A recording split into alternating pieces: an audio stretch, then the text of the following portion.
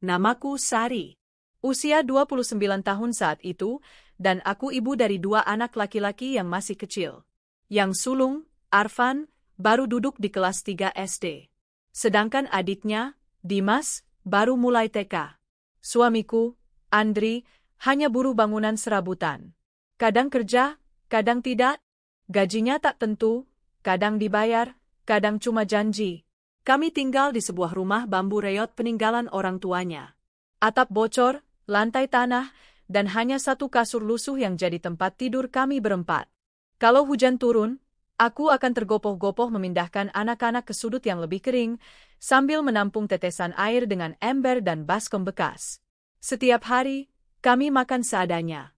Kadang hanya nasi putih dan garam, atau tempe busuk yang digoreng ulang. Dalam seminggu, bisa dihitung berapa kali anak-anakku makan lauk daging. Bahkan makan sehari sekalipun sudah biasa. Aku sering pura-pura kenyang agar makanan cukup untuk mereka. Tapi tetap saja, mataku selalu menangkap raut kecewa Arfan yang pulang sekolah tanpa uang jajan, sementara teman-temannya menikmati gorengan atau es lilin. Bu, besok Arfan disuruh bawa buku gambar, katanya suatu malam, suaranya pelan. Aku hanya bisa tersenyum tipis, menatap lembaran uang Rp2.000 yang tersisa di dompet kainku.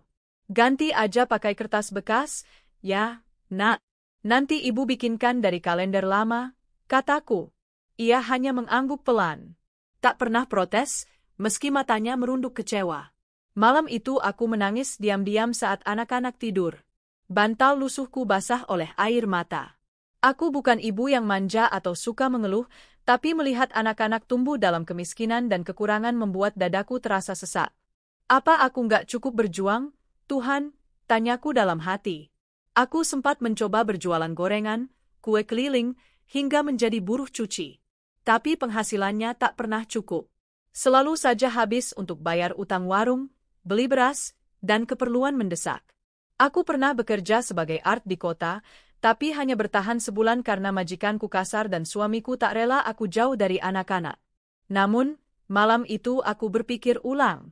Kalau begini terus, anak-anakku akan tumbuh dalam siklus kemiskinan. Mereka nggak bisa sekolah tinggi, mereka nggak akan punya masa depan. Aku menatap wajah Arfan dan Dimas yang tertidur di tikar. Di sanalah tekadku lahir. Aku harus keluar dari kemiskinan ini. Meski berat, meski harus jauh dari mereka, aku akan berjuang di luar negeri. Menjadi TKW.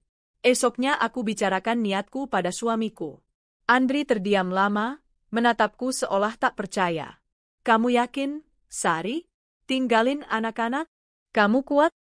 Aku mengangguk dengan mata berkaca-kaca. Aku nggak kuat melihat mereka hidup kayak gini terus. Aku pengen mereka sekolah, punya seragam yang bagus, bisa jajan kayak teman-temannya. Aku pengen kita punya rumah layak, Mas. Ia menghela napas. Kalau kamu niat, aku dukung.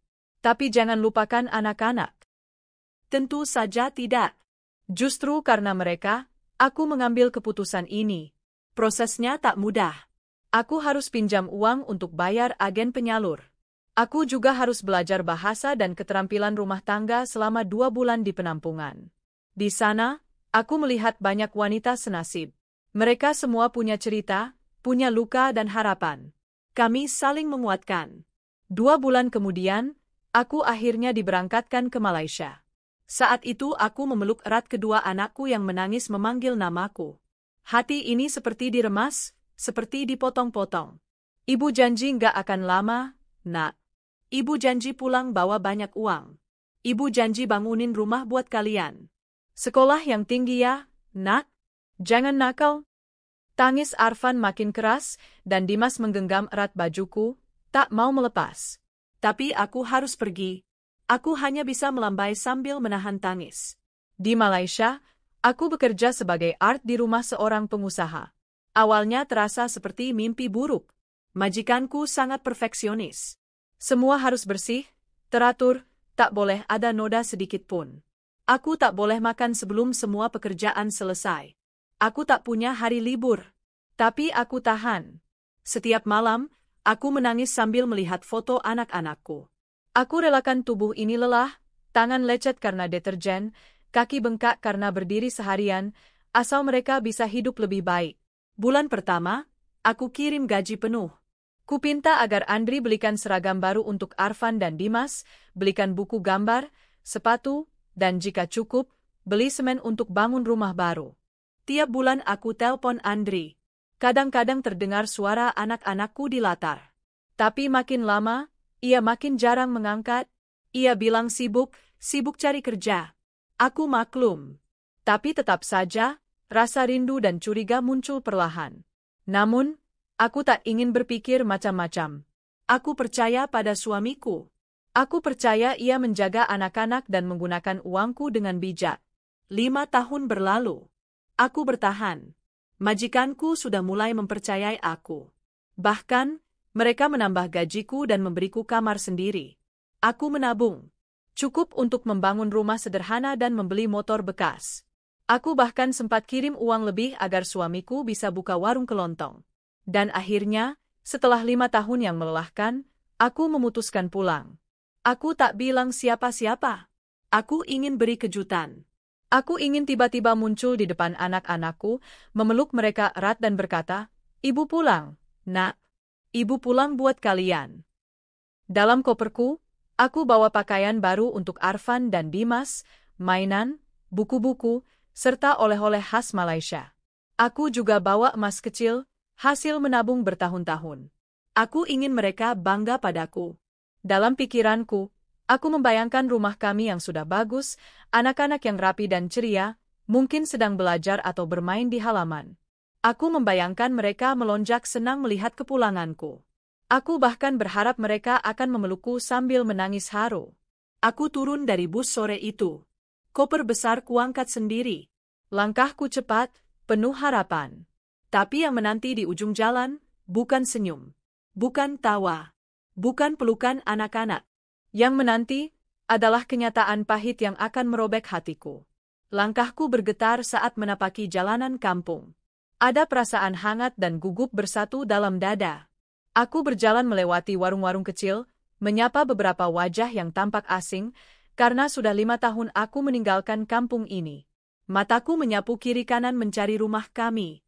Rumah yang dulu kubiayai dari hasil keringatku. Rumah yang katanya sudah dibangun oleh suamiku dari uang yang rutin kukirim tiap bulan. Tapi saat tiba di depan rumah itu, aku terdiam. Aku kira aku salah alamat. Tapi tidak. Ini rumahnya. Tapi bukan seperti yang kubayangkan. Catnya berbeda. Warna pink muda yang tidak pernah aku sukai. Di depan ada kursi plastik dan sepeda bayi berwarna biru. Di teras, ada jemuran baju wanita yang jelas bukan milikku. Ada juga ayunan bayi yang tergantung dari tiang rumah. Hatiku tiba-tiba mengecil. Aku menoleh ke kiri dan kanan. Tidak ada anak-anak. Tidak ada suara tawa yang biasa terdengar dari rumah kami dulu. Tidak ada jejak Arfan ataupun Dimas. Jantungku berdetak lebih cepat. Aku melangkah pelan, mencoba menenangkan diri. Mungkin mereka sedang main ke rumah tetangga, pikirku. Mungkin saja. Tapi saat aku akan mengetuk pintu, terdengar suara dari kejauhan. Suara gerobak. Aku menoleh. Dan hancurlah seluruh isi dadaku saat itu juga. Seorang anak laki-laki berjalan mendorong gerobak rongsokan. Bajunya kotor, robek di bagian pundak. Wajahnya gosong terkena matahari. Tubuhnya kurus kering, lebih mirip anak jalanan daripada anak kecil yang sedang tumbuh sehat. Tapi aku tahu siapa dia. Itu Arfan. Anakku. Anakku yang seharusnya sekarang sudah duduk di kelas 2 SMP, mengenakan seragam rapi, bukan kaos bolong dan celana pendek belel. Langkahku terasa lemas. Koper yang kupegang hampir terjatuh. Air mata langsung membanjiri wajahku. Arfan? Dia berhenti. Menatapku dengan mata bingung, lalu menyipitkan mata seperti mencoba mengenaliku. Ini ibu, Nak. Ini ibu. Dia meletakkan gerobaknya. Matanya melebar. Mulutnya terbuka, dan tubuhnya mulai bergetar. Ibu? Aku langsung berlari memeluknya. Kupeluk tubuh kurus itu erat-erat, sampai tangisku pecah tak bisa dibendung.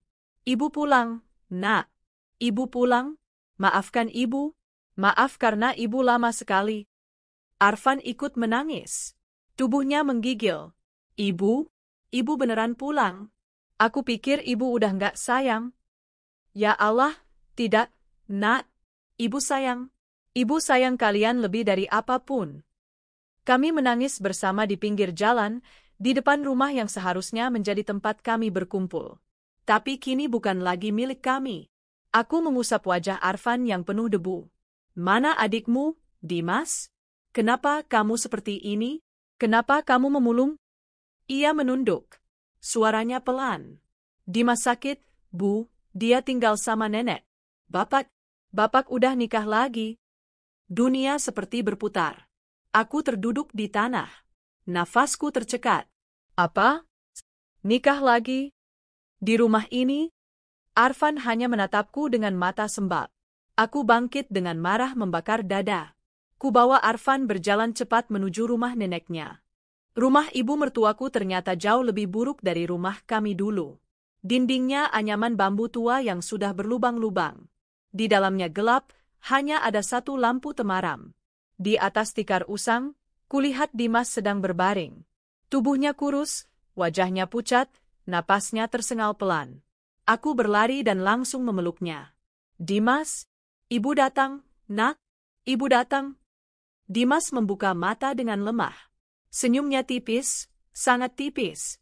Ibu, beneran ibu? Iya, sayang. Ibu pulang.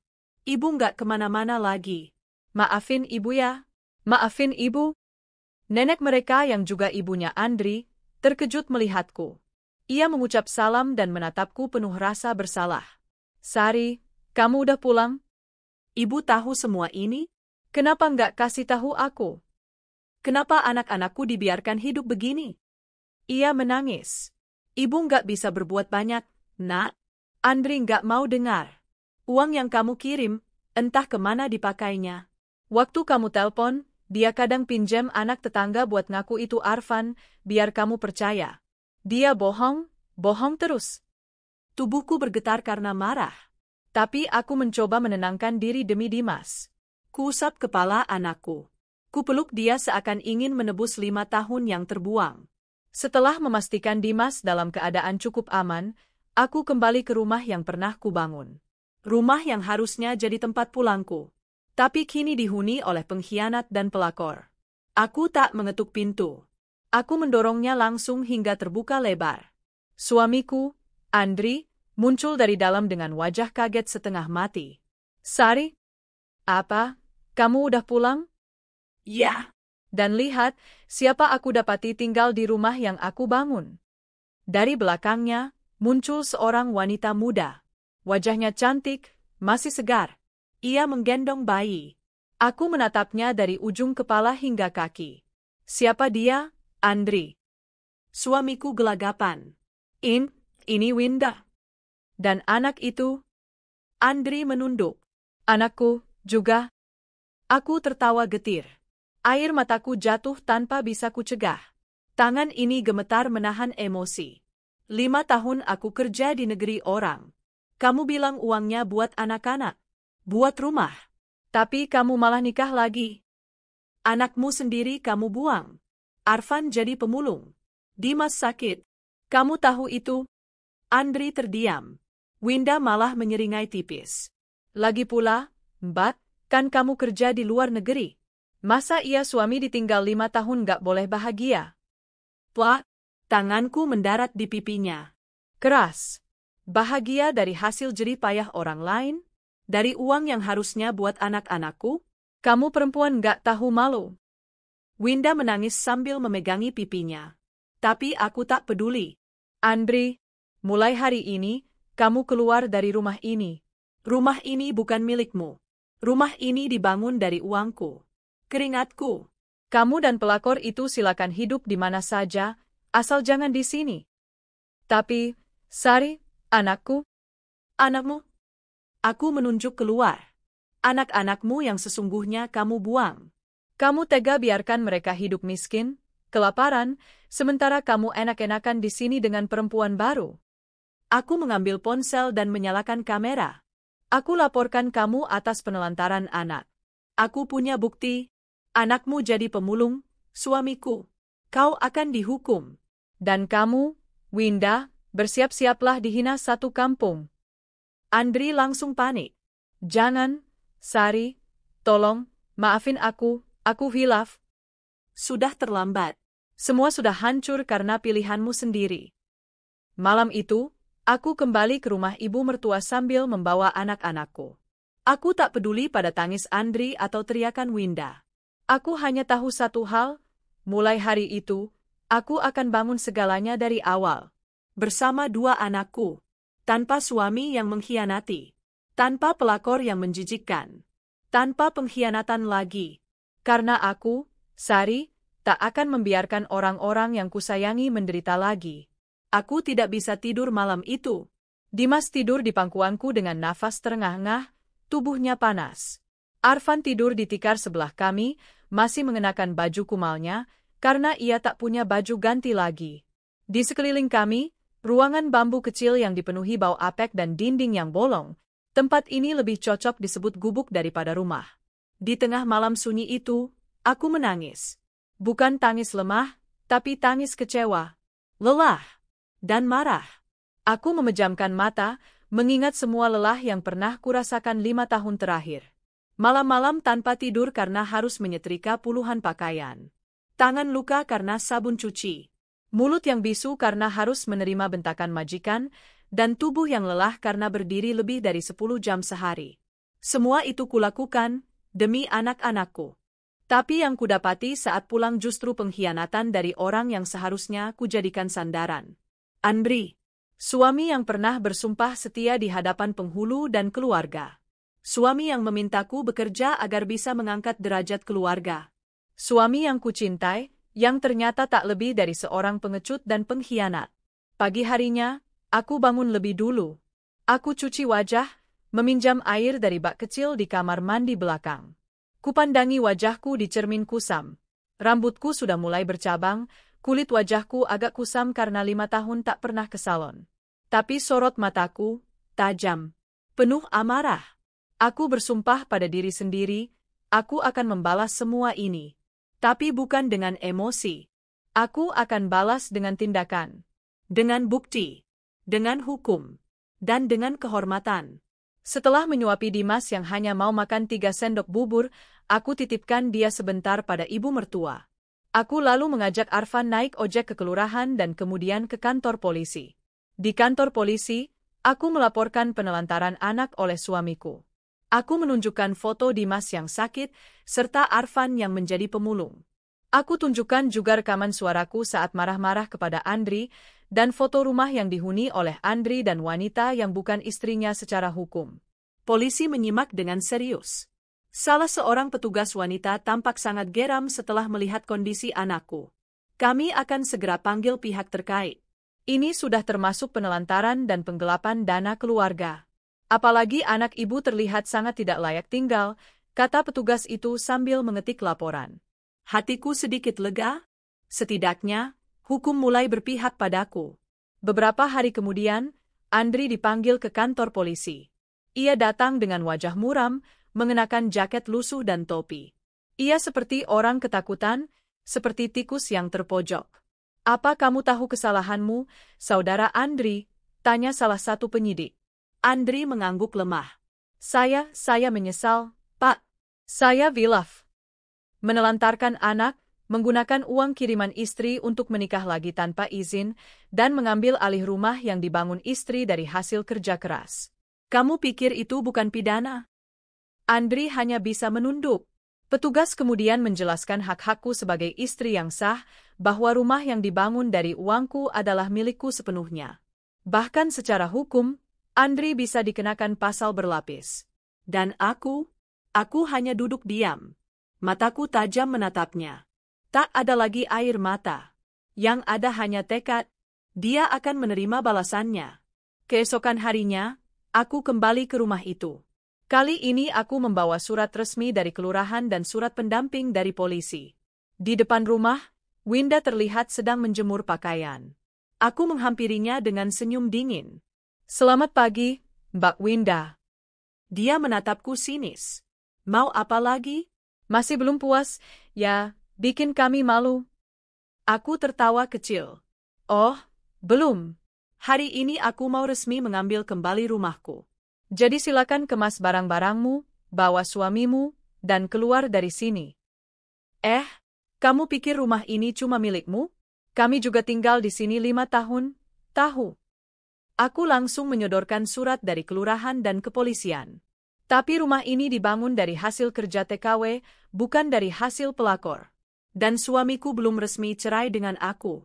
Jadi, kalau kamu masih punya malu, silakan keluar sekarang sebelum aku bawa warga untuk nonton pengusiran besar-besaran. Winda terdiam. Matanya membaca surat itu dengan bingung. Lalu ia berteriak dari dalam rumah memanggil Andri. Andri keluar dengan wajah kusut dan tubuh lemas. Sari, tolong, jangan gini. Diam. Aku sudah cukup bersabar. Kamu sudah kusia-siakan cinta dan pengorbananku. Sekarang saatnya kamu bayar semua itu. Aku tak peduli mereka menangis, marah, atau berteriak. Yang jelas, hari itu juga mereka harus angkat kaki.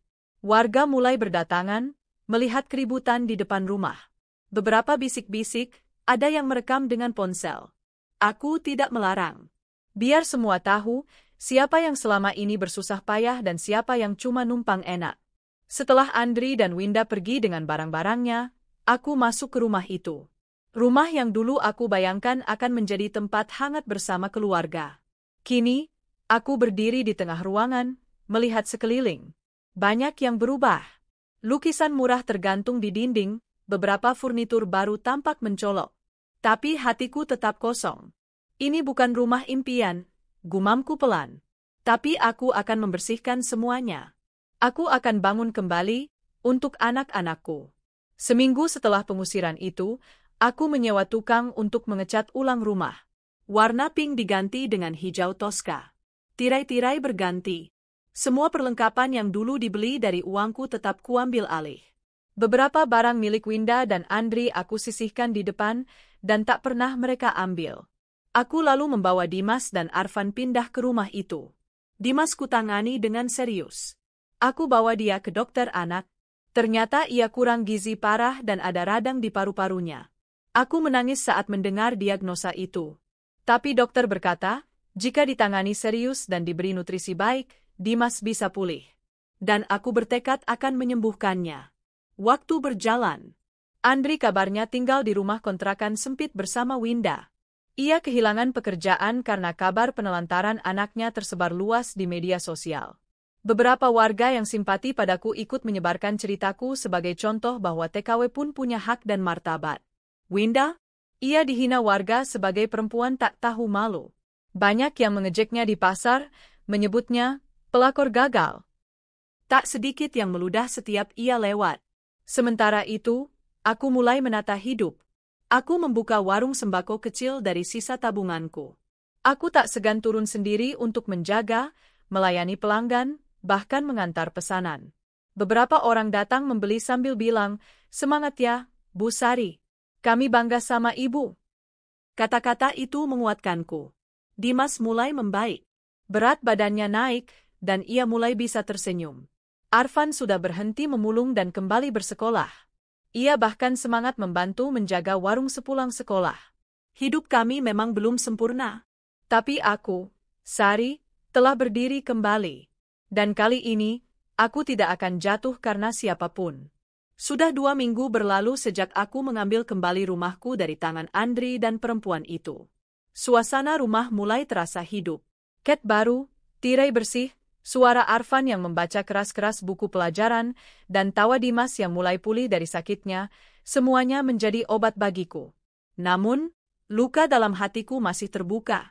Meski aku tak lagi menangis setiap malam, bekas pengkhianatan Andri masih menancap dalam pikiranku. Dan aku tahu, aku belum benar-benar selesai. Bukan hanya soal perasaan, tapi soal tanggung jawab. Ia tak bisa dibiarkan pergi begitu saja. Uang 5 tahun yang kukirim tidak sedikit.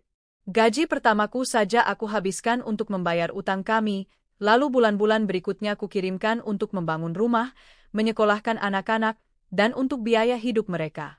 Tapi semuanya tak pernah sampai ke tangan yang seharusnya menerima. Yang menerima justru pelakor itu, Winda, yang dengan manisnya menikmati hasil jerih payahku. Dan yang lebih menyakitkan, anak-anakku dibiarkan kelaparan. Kali ini, aku tak hanya ingin Andri malu. Aku ingin dia bertanggung jawab secara hukum. Hari Senin pagi aku kembali ke kantor polisi. Kali ini aku membawa lebih banyak bukti. Foto-foto anakku saat masih jadi pemulung, rekaman suara ibu mertua yang menjelaskan bahwa Andri tak pernah membelanjakan uang untuk anak-anak, serta bukti transfer yang selama 5 tahun terus kulakukan dari Malaysia ke rekening suamiku. Petugas wanita yang dulu mencatat laporanku tampak terkejut saat melihat dokumentasi lengkapku. Bu Sari, ini sudah lebih dari cukup. Kami akan proses laporan ibu ke tingkat yang lebih tinggi. Ada kemungkinan suami ibu dijerat pasal penelantaran anak, bahkan penggelapan uang. Aku hanya mengangguk. Wajahku tenang. Tapi di dalam, ada luka yang berteriak. Aku pulang dengan perasaan campur aduk. Aku tahu ini akan memicu reaksi dari Andri dan Winda. Tapi aku siap. Selama ini aku diam. Kini, aku bicara dengan hukum di sisiku. Keesokan harinya, 2 polisi datang ke rumah kontrakan tempat Andri tinggal. Aku tahu karena seorang warga merekamnya dan mengirimkannya padaku lewat pesan pribadi. Andri tampak ketakutan saat digiring ke mobil polisi.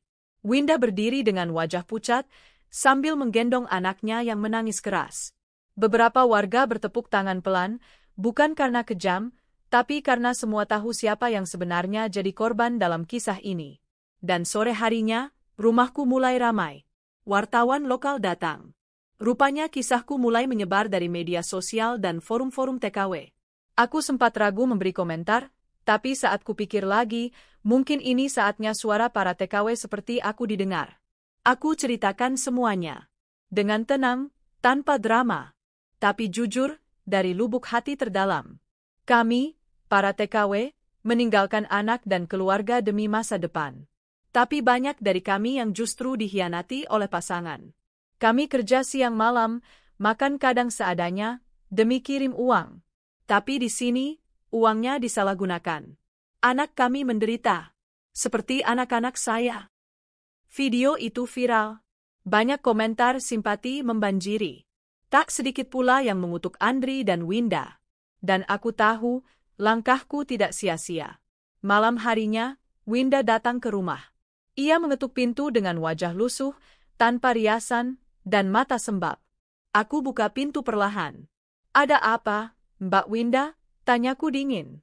Dia menatapku, suara pelan. Aku cuma mau minta maaf. Aku tidak menjawab. Aku nggak tahu kalau semua ini hasil keringat Mbak. Aku kira Andri memang punya penghasilan. Dia bilang dia punya warung, punya istri kerja di Malaysia tapi sudah pisah. Aku bodoh. Aku memandang wajahnya lekat-lekat. Dan untuk pertama kalinya, aku melihat bukan pelakor yang sombong, tapi wanita muda yang hidup dalam ilusi. Sama bodohnya dengan aku dulu, yang percaya bahwa cinta akan cukup tanpa tanggung jawab. Maafmu tidak akan mengembalikan 5 tahun yang hilang dari anak-anakku. Aku tahu, aku rela dibilang apapun. Tapi tolong, jangan hancurkan hidup Andri sepenuhnya. Dia memang salah, tapi dia juga punya anak kecil sekarang. Aku menghela napas. Dingin. Tapi aku tetap berkata, aku nggak menghancurkan. Dia sendiri yang memilih jalannya.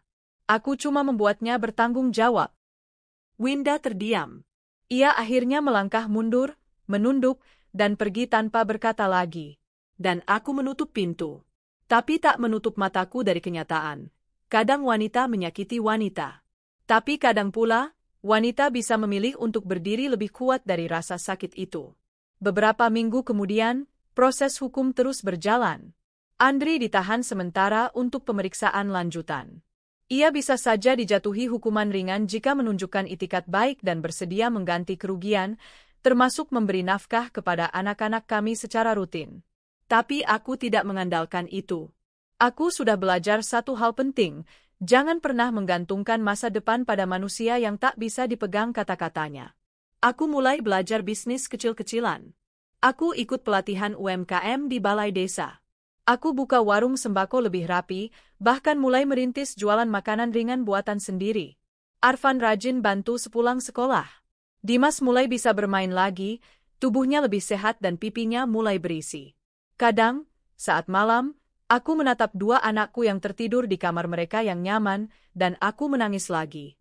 Bukan karena sedih, tapi karena bersyukur, aku akhirnya bisa berdiri. Dan anak-anakku tidak perlu memulung lagi. Satu hari, Arfan menghampiriku di dapur. "Bu," katanya pelan. "Ya, Nak?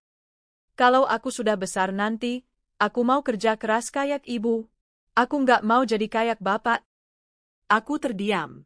Perkataannya menusuk, tapi aku tahu itu dari luka yang ia rasakan sendiri. Aku tersenyum dan mengelus kepalanya. "Kamu boleh jadi siapa aja, Nak. Yang penting kamu jujur, bertanggung jawab, dan jangan pernah lupakan orang yang sayang sama kamu." Ia mengangguk, dan dalam sorot matanya, aku tahu, luka ini akan sembuh. Dan anakku akan tumbuh jadi laki-laki yang berbeda dari ayahnya. Karena aku, ibunya, telah menunjukkan bagaimana seharusnya seseorang bertahan, berdiri, dan memperjuangkan kebenaran. Sudah 2 bulan berlalu sejak aku mengambil kembali hak-hakku, rumahku, dan anak-anakku dari suami yang tak tahu diri itu. Andri masih menjalani proses hukum. Sesekali kuperoleh kabar bahwa ia mencoba meminta keringanan hukuman. Tapi semua sudah berjalan sesuai hukum. Aku tidak menengoknya, dan tidak berniat mencabut laporan. Sekarang, fokusku adalah membangun hidup baru untukku dan kedua anakku. Dan untuk pertama kalinya dalam 5 tahun, aku merasa benar-benar hidup. Pagi itu, suara alarm ponselku membangunkanku lebih awal dari biasanya. Matahari belum tinggi, tapi aku harus bersiap karena hari ini adalah hari istimewa. Arfan akan masuk sekolah lagi setelah bertahun-tahun terputus. Bukan hanya itu, dia akan masuk SMP. Aku mendekat ke tempat tidurnya dan mengusap perlahan rambutnya yang masih lelap. Anak itu, yang dulunya kurus dan pucat, kini sudah tampak lebih segar. Semangatnya kembali sejak aku datang. Dia rajin belajar, bahkan tanpa kusuruh. Dia ingin mengejar semua ketertinggalannya. "Arfan, bangun, Nak. Hari ini hari besar kamu," bisikku lembut. Ia membuka mata perlahan dan tersenyum. "Iya, Bu, aku semangat banget hari ini." Aku menyiapkan seragam barunya yang baru seminggu lalu kubeli dari hasil menjual 50 bungkus keripik pisang buatan sendiri. Ukurannya sedikit kebesaran, tapi tak masalah. Bisa dipakai lebih lama. Seperti kata orang desa, besar bisa dikecilin, tapi kalau kekecilan, beli lagi repot. Dimas, si bungsu, duduk sambil mengunyah roti. Tubuhnya sudah jauh lebih sehat. Berat badannya naik 3 kilo sejak kami tinggal bersama. Kini ia lebih banyak tertawa, tak seperti dulu yang hanya duduk diam memeluk lutut. "Bu, nanti aku sekolah juga, ya?" katanya penuh harap. Aku mengangguk dan memeluknya. "Nanti kalau kamu sudah cukup umur, ibu yang antar kamu ke sekolah paling bagus." Air mataku nyaris tumpah. Tapi kali ini bukan karena sedih, melainkan karena penuh harapan. Setelah mengantar Arfan ke sekolah, aku kembali ke rumah dan segera menyusun keripik pisang ke dalam plastik-plastik ukuran kecil. Semenjak kisahku viral di media sosial, beberapa ibu-ibu sekitar ikut menawarkan bantuannya menjualkan keripik buatanku. Ada yang nitip di warung, ada yang jual ke teman kantornya. Bahkan ada tetangga yang membuat akun media sosial khusus untuk memasarkan produk kami. Aku memberi nama produknya, Keripik Harapan Sari.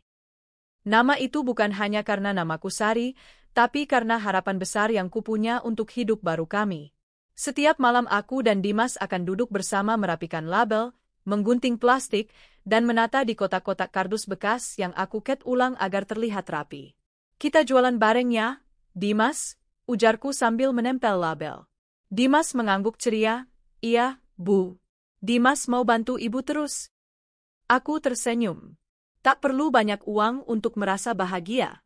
Kadang cukup dengan melihat anakmu tertawa sambil memegang plastik keripik. Suatu hari, aku mendapat undangan dari komunitas TKW dan pekerja migran Indonesia. Mereka mengundangku untuk bercerita dalam acara pelatihan usaha kecil untuk mantan TKW. Aku sempat ragu. Aku bukan siapa-siapa. Tapi mereka bilang, Bu Sari adalah simbol semangat. Banyak yang butuh mendengar kisah ibu. Akhirnya aku datang. Di aula sederhana balai desa, Aku berdiri di depan puluhan perempuan yang dulu pernah seperti aku, bekerja di negeri orang, meninggalkan anak-anak demi sesuap nasi, dan pulang dengan luka yang tak semua bisa dilihat. Aku ceritakan semuanya. Bukan untuk mengeluh, tapi untuk memberi mereka harapan bahwa luka bisa sembuh, bahwa seorang ibu bisa bangkit lagi, bahkan setelah ditinggalkan dan dikhianati. Bukan mudah, teman-teman. Tapi kita perempuan. Kita tidak dilahirkan lemah. Kita hanya diajarkan untuk sabar. Tapi kadang, sabar itu butuh batas juga. Suasana hening. Beberapa mata berkaca-kaca. Setelah acara, banyak yang datang menghampiriku.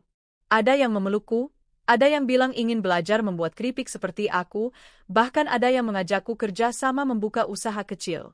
Dan aku tahu, ini bukan sekadar berbagi kisah. Ini awal dari gerakan kecil yang bisa menyelamatkan banyak ibu. Suatu malam, Arfan duduk di sampingku sambil mengerjakan PR. Bu, tadi di sekolah aku ditanya guru tentang cita-cita. Aku bilang mau jadi pengusaha. Aku menoleh, terkejut. Kenapa pengusaha? Karena ibu pengusaha juga, kan? Ibu bikin keripik, jualan, punya merek sendiri. Aku mau punya usaha juga, tapi yang besar, supaya bisa bantu banyak orang kayak ibu bantu aku dan Dimas. Dadaku sesak oleh haru. Ternyata semua kerja keras ini tidak sia-sia. Aku tidak hanya mengembalikan hak-hak anakku, tapi juga memberinya arah baru dalam hidup. Dan itu lebih dari cukup. Beberapa bulan berlalu, bisnis kecilku mulai dikenal. Bahkan ada tawaran dari koperasi desa untuk menjadi mitra mereka dalam program usaha ibu-ibu rumah tangga. Rumahku kini lebih rapi, dapur lebih lengkap, dan halaman belakang sudah kerap dipenuhi jemuran hasil produksi keripik dan kue-kue ringan. Dimas akan segera masuk TK. Sementara Arfan sudah jadi salah satu murid terbaik di kelasnya. Suatu pagi, aku menerima surat dari pengadilan. Isinya, keputusan cerai secara resmi dari Andri. Gugatan cerai yang kuajukan beberapa bulan lalu kini disetujui. Ia juga diwajibkan memberi nafkah 2 anak kami, dan jika tidak sanggup, ada konsekuensi hukumnya. Aku tidak bersorak. Aku hanya duduk diam, menatap surat itu sambil menggenggam tangan Dimas yang sedang bermain di sampingku. Akhirnya, semua tuntas. Sore itu, aku duduk di teras rumah sambil menyeruput teh hangat. Arfan duduk di sampingku, membaca buku. Dimas sibuk main mobil-mobilan. Aku memandang langit senja. Jingga, tenang, damai. 5 tahun penuh air mata, luka, kerja keras, dan pengkhianatan, semua membawaku ke titik ini. Titik di mana aku tidak lagi bergantung pada siapapun. Titik di mana anak-anakku bisa tumbuh dengan harga diri, dan aku bisa tersenyum tanpa menyembunyikan luka. Hidup tak selalu adil, tapi kita bisa memilih untuk tidak menyerah. Dan aku memilih untuk menang. Seperti pagi-pagi sebelumnya, aku bangun lebih awal dari matahari. Dimas masih terlelap, sementara Arfan sudah duduk di meja belajar, menulis sesuatu. Aku mengintip diam-diam, dan ternyata ia sedang membuat rancangan logo untuk usahaku. Ibu, aku pikir nama, Keripik Harapan Sari, bisa punya logonya sendiri. Nanti bisa ibu tempel di kemasan, katanya bangga. Aku mendekat, melihat logo sederhana buatan tangan anakku. Gambar pisang tersenyum dengan pita bertuliskan, harapan. Mataku memanas, dada hangat. Boleh ibu pakai, ya? Arfan mengangguk mantap, tentu, Bu. Aku bikinnya khusus buat usaha ibu. Tak kusangka, anakku yang dulu tampak lemas dan patah semangat, kini justru menjadi penyemangat hidupku setiap hari. Siang itu, saat aku baru saja selesai menjemur keripik, suara motor tukang pos berhenti di depan rumah. Ia menyerahkan sebuah amplop coklat padaku, lengkap dengan stempel resmi dan tulisan, penting. Dengan hati-hati aku membukanya, dan mataku langsung membelalak membaca surat di dalamnya. Kepada Ibu Sari. Kami dari Yayasan Cakrawala Emas mengundang Ibu untuk hadir ke Jakarta dalam program khusus pemberdayaan perempuan inspiratif tingkat nasional. Kehadiran Ibu sebagai narasumber akan menjadi sorotan utama karena kisah Ibu telah menyentuh hati banyak orang, termasuk salah satu tokoh ternama negeri ini, Bapak Gunawan Hartanto, pengusaha nasional dan pendiri yayasan kami. Kami menanggung seluruh biaya akomodasi dan transportasi. Hormat kami, Sekretariat Yayasan Cakrawala Emas. Tanganku gemetar. Gunawan Hartanto? Itu nama besar di dunia bisnis. Ia dikenal sebagai salah satu orang terkaya di negeri ini. Bagaimana bisa kisahku sampai ke telinganya? Kusandarkan punggung ke kursi kayu di teras. Ingin menangis. Ingin tertawa. Ingin berlari mengabari almarhum ibu dan ayahku kalau mereka punya anak perempuan yang diundang ke Jakarta oleh seorang tokoh nasional. Malam itu, aku bicara panjang dengan anak-anakku. Arfan, Dimas, ibu harus ke Jakarta beberapa hari. Tapi ibu titip kalian sama Bu RT dan Bu Tanti, ya. Ibu janji nggak lama. Mereka tampak sedih, tapi Arfan berusaha tegar. Ibu ke Jakarta karena kerja, kan?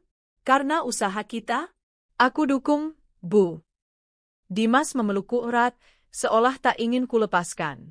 Tapi aku tahu, mereka mengerti. Mereka anak-anak luar biasa.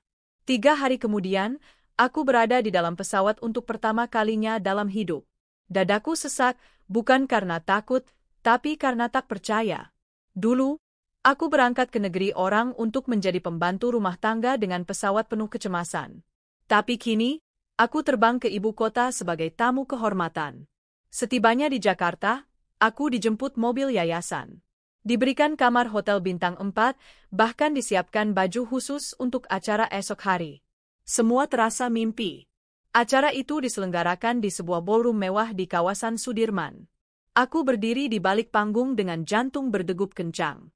Di depanku duduk ratusan peserta, perempuan dari berbagai kota, aktivis sosial, pengusaha, dan, di deretan paling depan, duduk pria berusia sekitar 60 tahun dengan setelan jas sederhana, Gunawan Hartanto. Wajahnya tenang, tapi sorot matanya tajam dan bijaksana. Ketika namaku dipanggil, seluruh ruangan bertepuk tangan. Aku naik panggung dengan langkah pelan, mengambil mikrofon dan menatap hadirin. Dengan suara gemetar, aku mulai bercerita. Dari awal, tentang jadi TKW di negeri orang. Tentang anak yang kelaparan karena uang dikorupsi keluargaku. Tentang suami yang berselingkuh.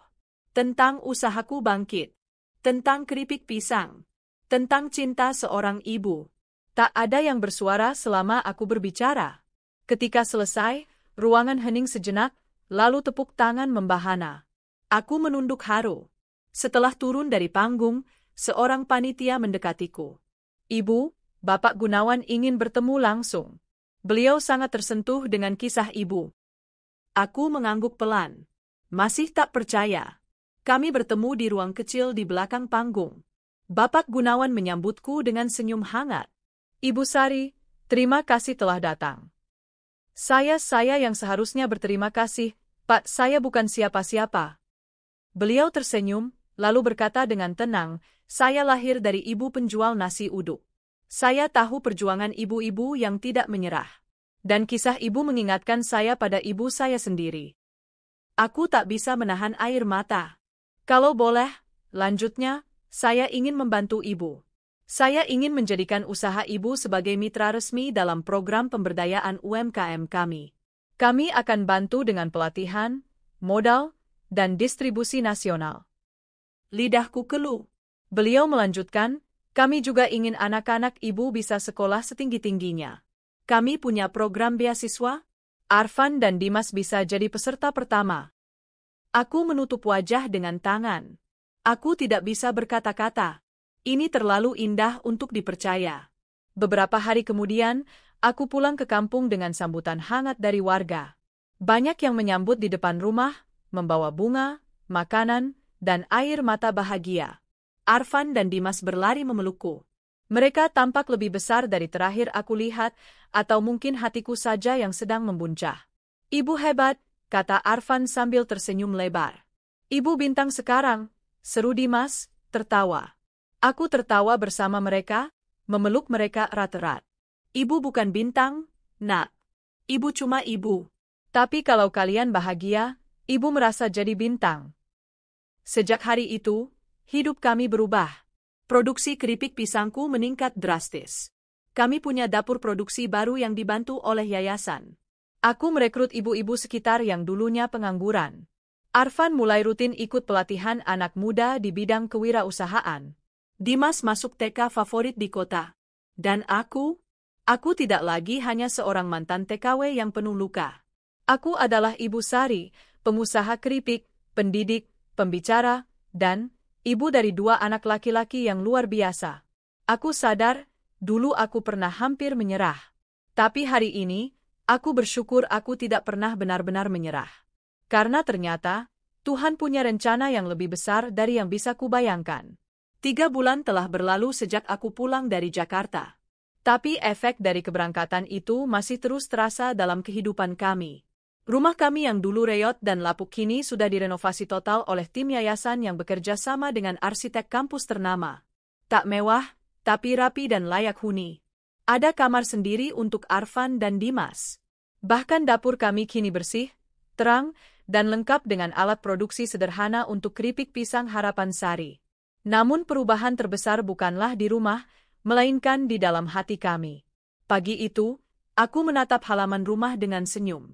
Arfan sibuk membantu mengangkat keranjang keripik yang sudah kering untuk dikemas. Dimas berlari-lari kecil sambil menyanyikan lagu dari TK-nya. "Ayo, Dimas, jangan injak pisang kering ibu," seruku. "Hehehe, maaf bu," katanya sambil menutupi wajah lucunya. Setiap tawa mereka adalah balsem untuk luka lama. Setiap langkah mereka adalah alasan untuk terus hidup dan berjuang. Terkadang, saat semua sedang sibuk, aku menyendiri sejenak di kamar. Menatap langit dari jendela kecil, lalu berbisik pelan. "Terima kasih, Tuhan. Aku pernah dihina, dipukul oleh kenyataan, disakiti oleh keluarga, tapi Kau tidak pernah membiarkanku sendirian." Kabar baik terus berdatangan. Produk keripik pisang kami sekarang sudah masuk ke minimarket dan toko oleh-oleh di beberapa kota. Bahkan, ada yang memesannya untuk dijadikan oleh-oleh khas dari desaku. Setiap bulan, yayasan juga mengadakan pelatihan rutin yang dihadiri oleh para ibu di desa-desa sekitar. Aku sering diundang sebagai pembicara untuk membagikan kisahku, bukan untuk pamer, tapi agar mereka tahu, kita semua bisa bangkit. Arfan? Ia sekarang sedang mengikuti program bimbingan bisnis untuk anak-anak. Ia bahkan sudah membuat akun media sosial resmi untuk keripik kami. Desain logonya juga sudah diperbarui, tapi masih mempertahankan gambar pisang tersenyum khas buatannya dulu. "Ibu," katanya suatu malam, "nanti kalau aku besar, aku mau kuliah di ITB dan ambil jurusan desain produk, biar bisa bantu ibu bikin kemasan yang keren." Aku tersenyum. Kalau Arfan punya niat seperti itu, ibu doakan sampai langit terakhir. Sementara Dimas, ia masih lucu seperti biasa. Tapi kini tubuhnya lebih berisi, matanya berbinar, dan senyumnya tak pernah absen setiap pagi. Ia suka sekali menyanyi dan menggambar. Aku tak tahu ia akan jadi apa kelak, tapi yang pasti, ia tak lagi menjadi anak yang tidur dalam lapar seperti dulu. Suatu hari, ketika sedang berada di dapur produksi, aku didatangi seorang wanita parubaya. Ia menunduk dalam-dalam. "Ibu Sari, maafkan saya." Aku tertegun. Matanya yang sembab itu membuatku sedikit kebingungan. Baru kemudian aku mengenalinya. Ia adalah sepupuku, anak dari tante yang dulu menampung anakku. Yang dulu ikut menertawakan nasibku ketika aku pulang tanpa suami dan tanpa uang. Kini, ia berdiri dengan wajah penuh penyesalan. "Saya ikut-ikutan dulu, Bu. Saya ikut makan uang dari kiriman ibu. Saya juga ikut menghina Arfan. Saya nggak tahu harus bagaimana, tapi saya malu. Saya tahu saya salah." Aku diam sejenak. Napasku panjang. Dulu saya marah. Tapi sekarang, saya sudah tidak ingin memelihara luka itu lagi. "Saya maafkan." Air matanya tumpah. Ia memelukku sambil terisak. "Ibu Sari, saya kehilangan suami saya tahun lalu. Usaha saya bangkrut. Saya sekarang jual gorengan di pinggir jalan. Tapi saya ingin berubah. Bisa? Saya ikut belajar bikin keripik dari ibu." Aku menggenggam tangannya. Tentu saja. Semua orang berhak dapat kesempatan kedua. Dulu saya juga jatuh, tapi Tuhan kasih jalan. Sekarang giliran saya bantu orang lain. Hari itu, kami menggoreng keripik bersama. Tanpa rasa dendam. Tanpa rasa malu. Hanya dua perempuan yang sama-sama pernah patah dan ingin tumbuh lagi. Suatu sore, Dimas menghampiriku yang sedang duduk di bel bambu depan rumah. Ibu, boleh aku tanya sesuatu? Tentu, sayang. Apa? Dimas menatapku dengan polos. Kenapa dulu ibu pergi lama banget kerja di luar negeri? Kenapa nggak pulang-pulang waktu aku nangis malam-malam? Pertanyaan itu menampar jantungku. Aku terdiam. Lalu aku peluk dia, erat sekali. Karena ibu pikir dengan pergi, ibu bisa bikin kamu bahagia. Tapi ibu salah. Seharusnya kebahagiaan kamu bukan hanya dari uang, tapi juga dari pelukan ibu. Maaf ya, nak. Dimas hanya tersenyum, lalu mengecup pipiku. Sekarang ibu sudah di sini. Jadi aku nggak nangis lagi. Aku menangis malam itu. Tapi bukan karena sedih. Aku menangis karena anakku, yang dulu kurindukan sambil bekerja sampai larut malam, yang dulu kupeluk lewat doa di negeri asing, kini ada di hadapanku, tumbuh sehat dan penuh kasih. Tahun berikutnya, aku diundang kembali ke Jakarta. Tapi kali ini bukan sebagai pembicara, melainkan sebagai salah satu penerima penghargaan perempuan paling inspiratif tahun ini. Namaku disebut bersama nama-nama besar lainnya, dokter, pendidik, aktivis lingkungan. Dan di antara mereka, aku hanyalah mantan TKW, ibu dari 2 anak, dan penjual keripik pisang. Tapi saat aku naik ke panggung, aku tahu, aku layak berdiri di sana. Karena bukan gelar atau harta yang membuatku istimewa, tapi keberanian untuk bangkit. Beberapa hari kemudian, aku menulis surat. Surat itu kubingkai dan kugantung di dinding rumah. Untuk Arfan dan Dimas, anak-anakku yang selalu ibu doakan. Maafkan ibu karena pernah pergi terlalu jauh, terlalu lama. Tapi sekarang, ibu berjanji akan selalu ada. Meskipun hidup tak selalu indah, kita akan selalu punya satu sama lain. Jangan pernah malu dengan masa lalu kita. Karena dari sanalah kita belajar kuat. Ibu sayang kalian. Lebih dari apapun di dunia ini. Hari-hari terus berjalan. Usaha kami berkembang. Rumah kami ramai. Tapi yang paling penting, senyum anak-anakku selalu ada setiap pagi. Dan aku tak lagi menangis di malam hari. Karena kini, hidupku penuh dengan rasa syukur.